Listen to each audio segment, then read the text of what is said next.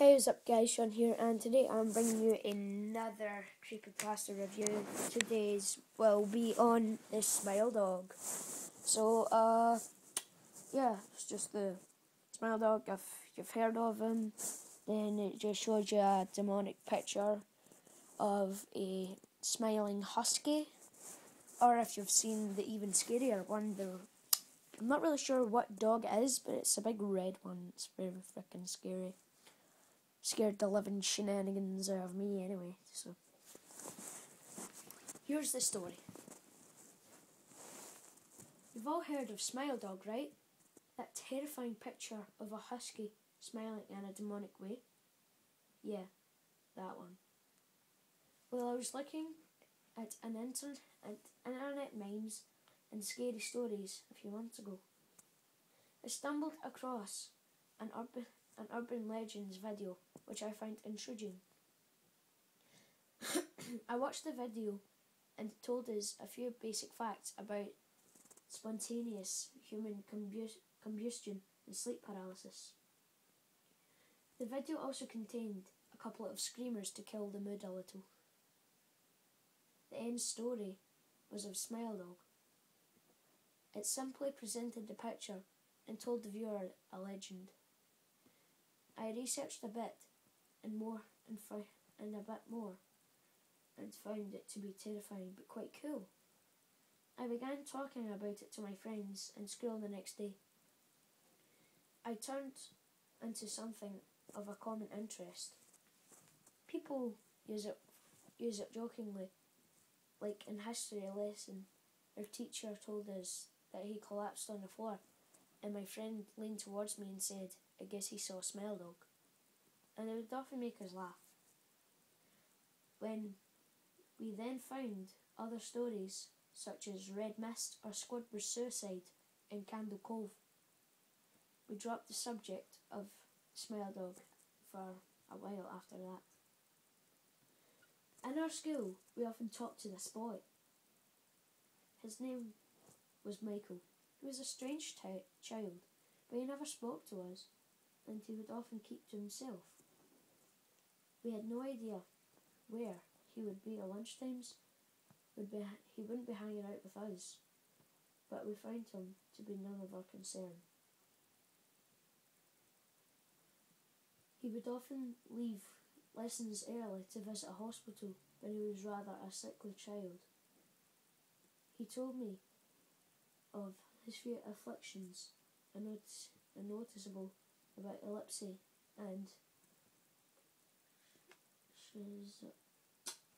I'll show you that word right there. I can't see it. Show blah blah blah. He would never show signs of these though. If we mentioned them, he would often laugh them off and dismiss them. He approached me one day and inquired about Smile Dog. I replied, "Oh, that thing? Yeah, it's obviously fake." "Can I see it?" I didn't save it or anything, but just look it up, okay?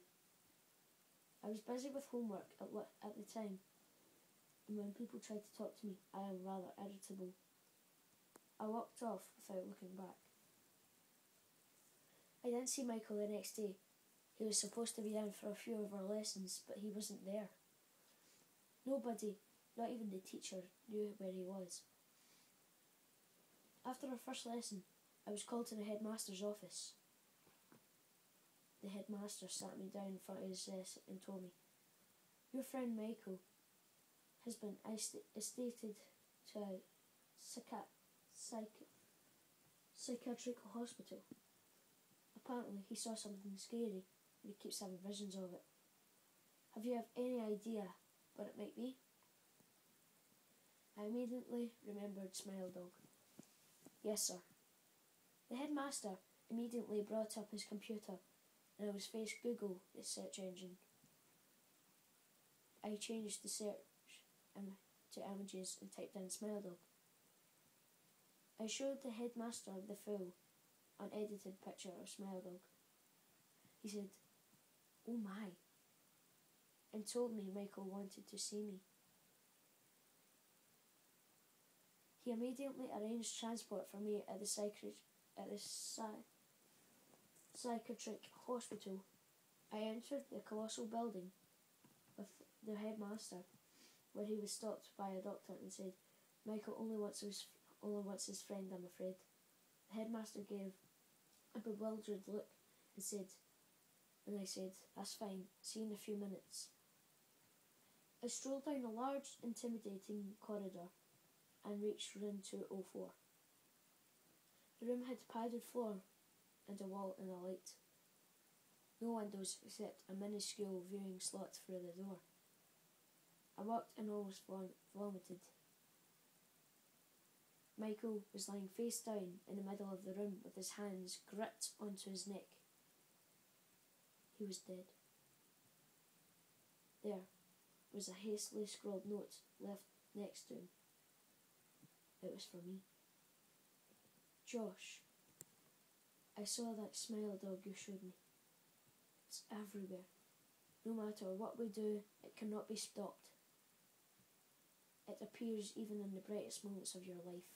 I will always be watching, never moving. It will not go away." Why did they put me in this room? Why? I had no escape. No matter how much I kicked off, doctors would not believe me. This was the only way out. What if the dog is still there during death? When you are weak, incapacitated, he will drag you down to hell from where he once came. This is the reality, Josh. Do not ever mention Smile Dog again. I pocketed the note and alerted the doctors. Upon further inspection of his body, his hands were blocking a horrifying, vicious bite into his neck.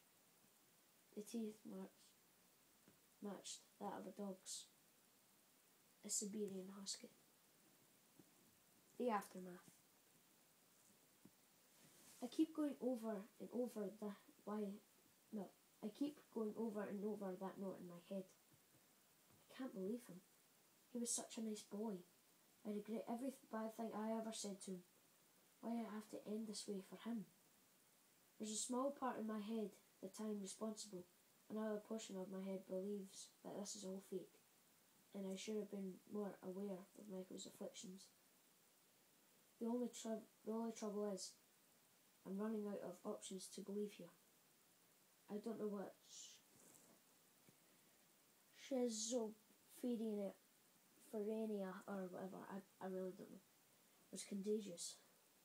I keep seeing that damnable dog in the corner of my eye everywhere I go. It's starting to get on my nerves.